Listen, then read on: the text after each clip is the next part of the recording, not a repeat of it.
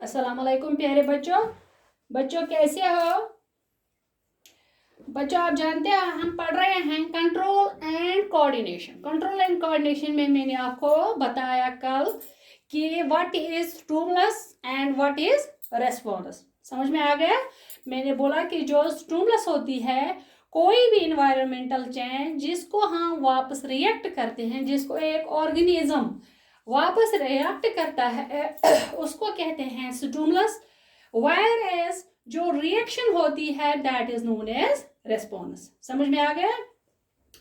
आप जो ये रिएक्शन या स्टिमुलस या रेस्पॉन्स जो होती है, both plants and animals respond to very stimuli. ये हमने देखा प्लांट्स और एनिमल्स दोनों रेस्पॉन्ड करते हैं बहुत सारी स्टिमुलाई को। समझ में आ गया? लेकिन जो प्लांट्स की रेस्पॉन्स होती है या प्लांट्स में जो स्टिमुलस होती है वो एनिमल्स में नहीं होते हैं। प्लांट्स में जो प्लांट रेस्पॉन्ड करते हैं अलग टाइप की स्टिमुलस को, वाइल एज जो एनिमल्स होते हैं वो रेस्पॉन्ड करते हैं दूसरी किस्म की स्टिमुलस को। समझ में आ गया? इसी तरह फॉर एग्जांपल मैं यहाँ पे आपको एक एग्जांपल दूंगी।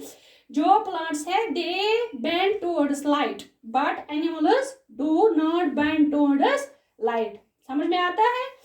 इसी तरह एनिमल्स में अमूबा it reacts to the presence of food by moving towards the food particle। समझ में आता है?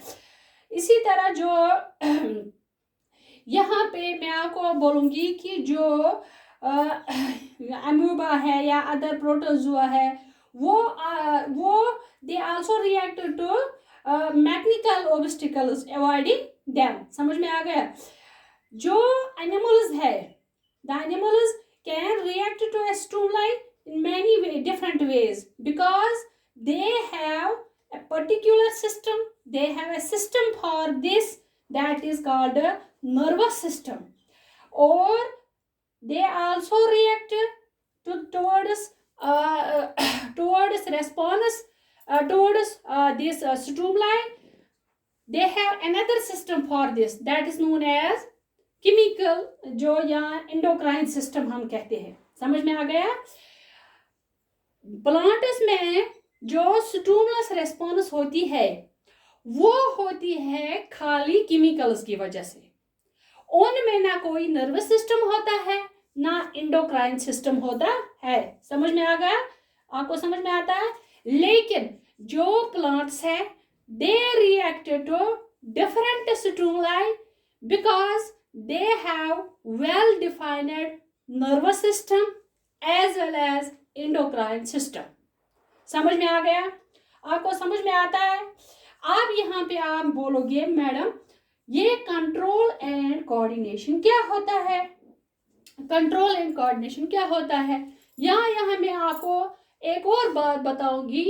प्लांट्स जो है दे शो स्टिमुलस रेस्पॉन्स, लेकिन उनमें खाली बिकॉज ऑफ हार्मोन्स, उनमें हार्मोन्स होते हैं उसी वजह से वो स्टिमुलस रेस्पॉन्स दिखाते हैं। लेकिन हमारा है जो एनिमल्स में है we coordinate we show response towards stimulus because we have well developed nervous system and as well as endocrine system. समझ में आ गया? अब आप बोलोगे जो यहाँ पे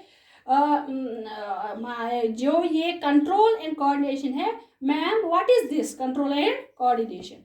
कंट्रोल एंड कोऑर्डिनेशन का मतलब होता है, मैंने आपको पढ़ाए हैं बहुत सारे सिस्टम। जैसे मैंने आपको पढ़ाया डाइजेस्टिव सिस्टम, मैंने आपको पढ़ाया रेस्पिरेटरी सिस्टम, मैंने आपको पढ़ाया सर्कुलेटरी सिस्टम।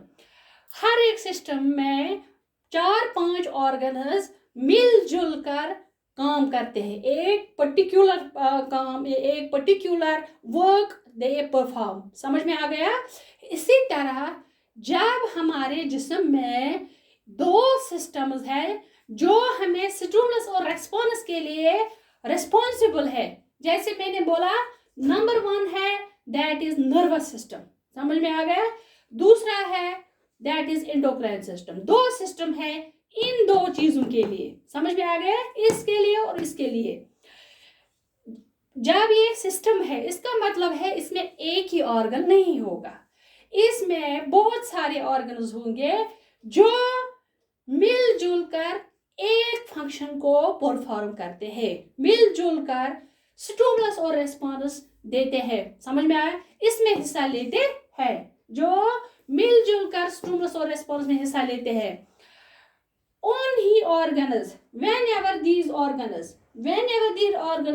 work together, समझ में आ गया, in a systematic manner and so as to produce a proper response to the stimuli.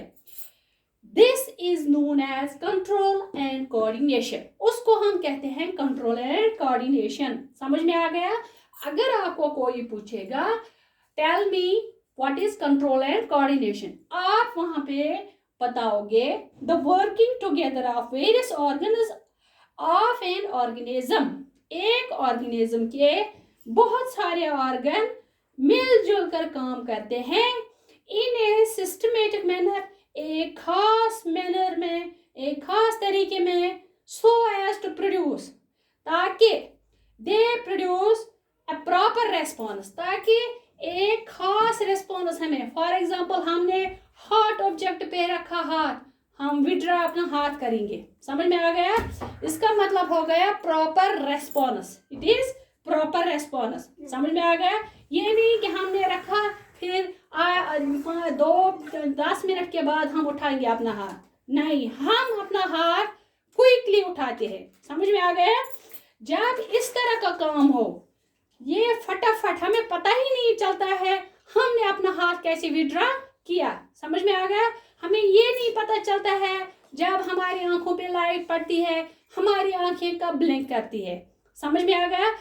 जब इस तरह ऑर्गेन्स काम करेंगे, मिलजुल कर काम करेंगे, ताकि एक प्रॉपर रिस्पॉन्स मिले किसी भी स्टिमुलस को।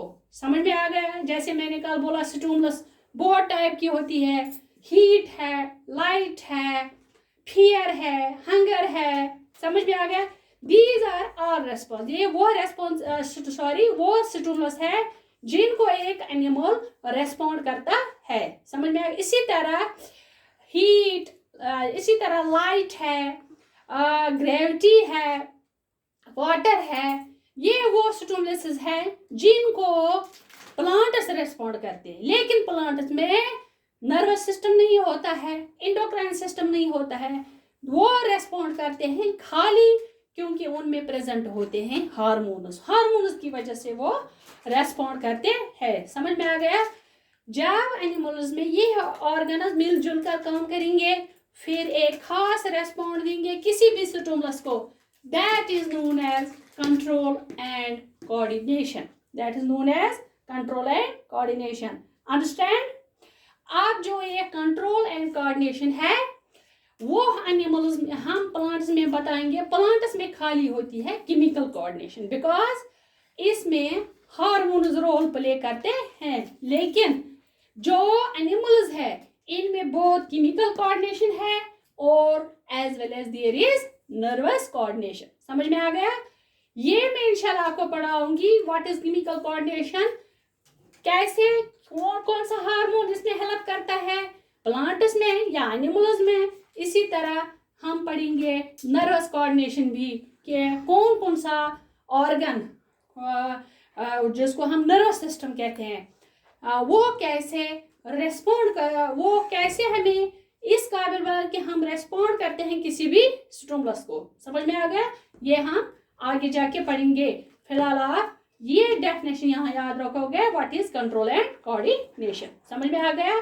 और मैं आपको ये भी रिक्वेस्ट करती हूँ, please attend the classes regularly. समझ में आ गया? मिलते हैं कल इंशाल्लाह। जब तक के लिए अल्लाह हाफिज।